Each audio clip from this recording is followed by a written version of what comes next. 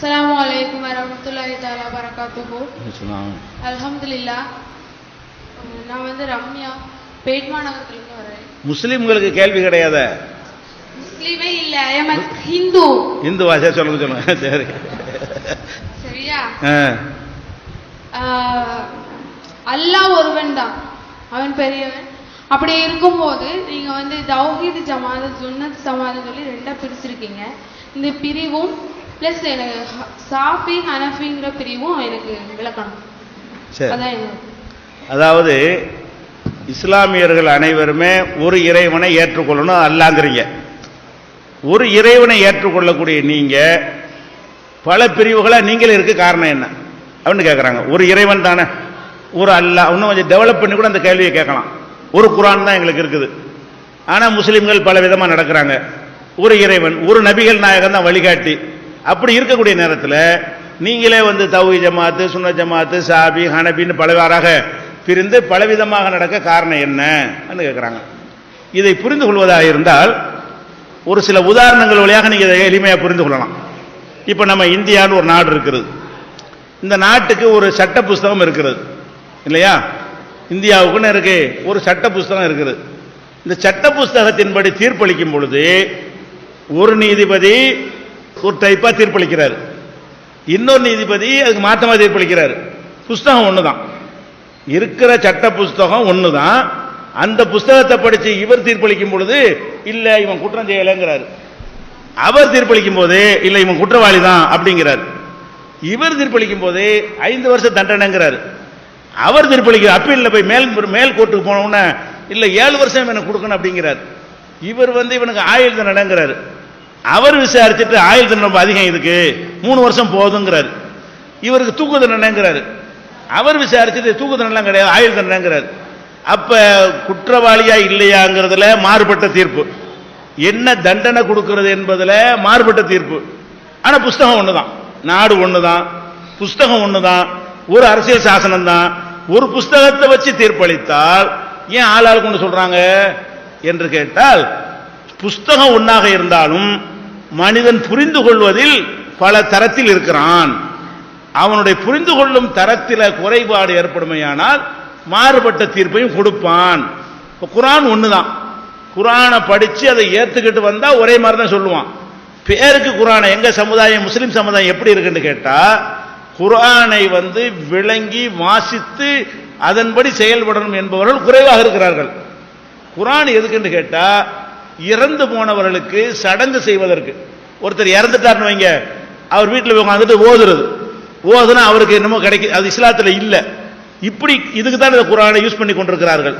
இல்லைன்னா தாயத்தில் அடைச்சு கட்டி தாயத்து கட்டுவதற்கு குர்ஆன் என்று விளங்கி கொண்டிருக்கிறார்கள்.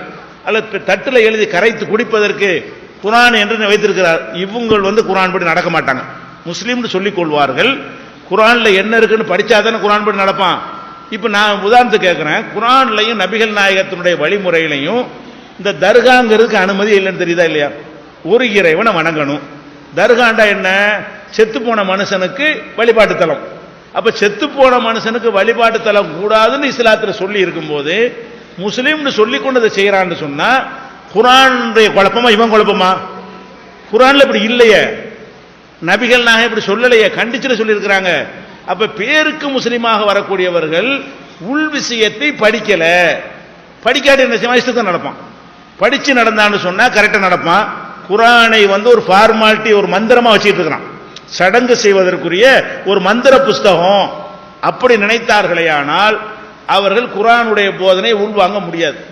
குர்ஆன் நான் கேட்கிறேன், குர்ஆன்ல திருமணத்தின் போது நீங்க பாத்தீங்கன்னா ஒரு வாசகத்தை சொல்லுவாங்க, திருமணம் நபிகள் நாயகத்தின் வழிமுறை, அதன்படி நடக்காதவர் நபிகள் நாயகத்தை சேர்ந்தவர் இல்லை அப்படின்னு அரபில வாசிப்பாங்க. அதுக்கு என்ன அர்த்தம்?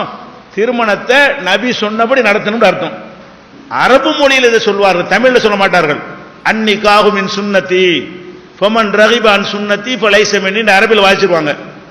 அந்த திருமணம் பூராவுமே நபிக்கு மாத்தமா இருக்கும். நபி வழி திருமணம்னு படிப்பார்கள். அந்த திருமணத்தில் ஆடம்பரம் இருக்கும், சீரியல் லைட் இருக்கும், ஆடல் பாடல் கச்சேரி இருக்கும், வரதட்சணை இருக்கும், வீண் விரயங்கள் இருக்கும், வான வேடிக்கை இருக்கும். இது எல்லாம் இஸ்லாம் தடுத்தது.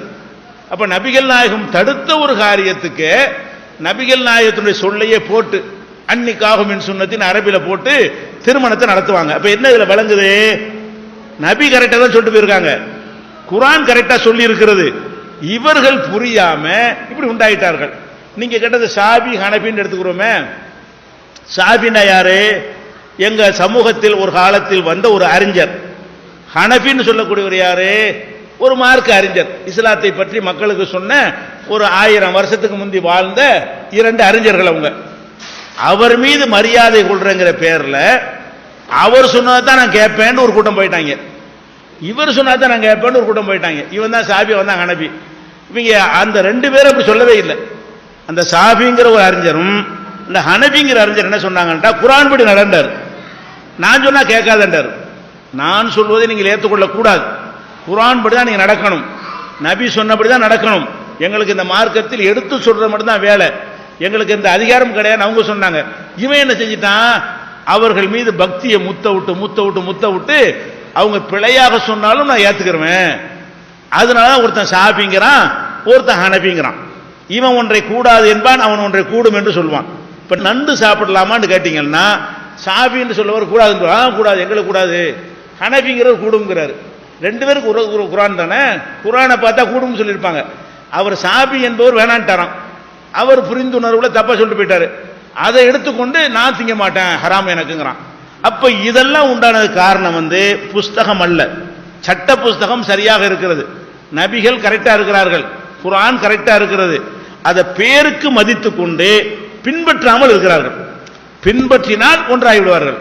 குர்ஆன் படிதான் நடப்பேன், நபி சொன்னாதான் நடப்பேன்னா நண்டை பத்தி கேள்வி கேட்டா ஒரே மாதிரி எல்லாரும் சொல்லிடுவாங்க. ஏன்? கடலில் உள்ள உணவுகள் உங்களுக்கு ஹலால் குர்ஆன்ல இருக்குது. கடல்ல உள்ள ஹலால் தான் அனுமதிக்கப்பட்டது. கடல்ல இருந்து கிடைக்கிற எந்த உணவா இருந்தாலும் நீங்கள் சாப்பிடலாம். அது நண்டா இருந்தாலும் சரி, சுறாவா இருந்தாலும் சரி, திமிங்கலமா இருந்தாலும் சரி, கேடு செய்யும் தவிர்த்துக்கணும். கேடு செய்கிற எல்லாம் ஹராம்.